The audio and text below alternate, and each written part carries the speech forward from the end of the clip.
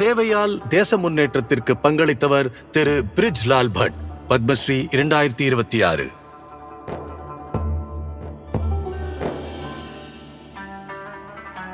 இவ்விடத்தை உலகம் பூமியின் சொர்க்கம் என்று அழைக்கிறது.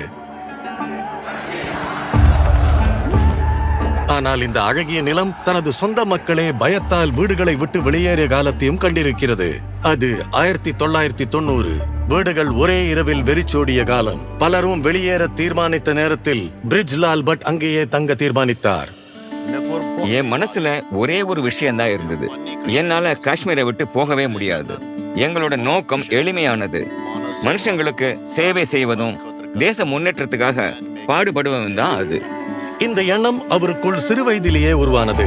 அனந்த்நாகில் ஒரு பெரிய கூட்டு குடும்பத்தில் வளர்ந்த பிரிஜ்லால் பட் காஷ்மீரின் ஆன்மீக ஒற்றுமையை தினமும் பார்த்து வளர்ந்தார். இந்திரநாக் ஊற்றிலிருந்து குருத்வாரா வரை, தேவிபால் கோவிலிலிருந்து ரிஷி சாஹிப் தர்கா வரை பல மதங்களும் பல பாரம்பரியங்களும் இணைந்து வாழ்ந்த அந்த சூழல் அவரை ஆழமாக பாதித்தது.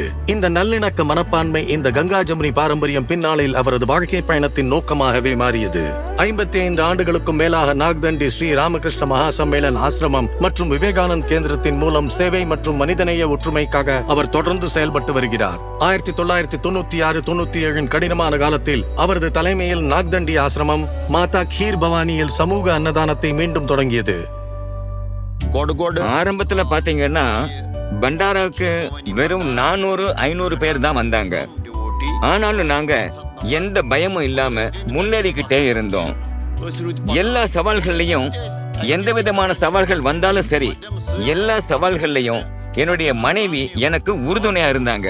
அதுதான் இதுல ரொம்பவே பெரிய விஷயம். இன்று அந்த துணிச்சலான முயற்சியின் பலனை அனைவரும் காண்கிறார்கள். 2024-25 மட்டுமே 35,000க்கும் அதிகமானோர் அந்த அன்னதானத்தில் அமர்ந்து உணவருந்தினர். ஆனால் அவரது பணி சமூக ஒற்றுமையோடு மட்டும் நிற்கவில்லை. அமெரிக்காவில் இருந்து பெற்ற தோட்டக்கலை பற்றிய அறிவின் மூலம் அவர் காஷ்மீரின் வறண்ட நிலங்களை வளமான தோட்டங்களாக மாற்றினார். அறிவியல் விவசாய முறைகள் மூலம் அவர் வளமான ஆப்பிள் மற்றும் வால்நட் தோட்டங்கள் உருவாக உதவினார். மேலும் குளிர்சாதன வசதி மற்றும் நவீன பேக்கேஜிங் முறைகளை அறிமுகப்படுத்தி இப்பகுதி விவசாயிகளின் வாழ்வாதாரத்தை உயர்த்தினார். இன்று யோகா முகாம்கள், மதிப்பு கல்வி திட்டங்கள் மற்றும் இளைஞர்கள் மாநாடுகள் மூலம் அவர் இளம் தலைமுறைக்கு அர்த்தமுள்ள எதிர்காலத்தை வழிநடத்துகிறார். அவரது முயற்சியால் காஷ்மீர் இளைஞர்கள் மோதலால் அல்ல, அறிவு மற்றும் விழிப்புணர்வால் தான் உண்மையான மாற்றம் வரும் என்பதை புரிந்து கொண்டுள்ளனர். மேலும் அவர்களின் பெரிய பலம் ஒற்றுமையும் சகோதரத்துவமும் என்பதையும் உணர்ந்துள்ளனர்.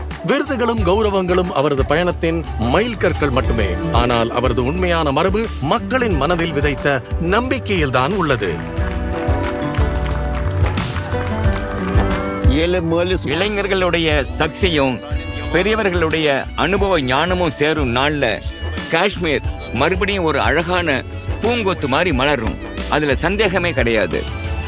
அவரது பயணம் இனி தனிப்பட்டது மட்டுமல்ல, அது வருங்கால தலைமுறைகளுக்கு தொடரும் ஒரு இயக்கமாக மாறியுள்ளது.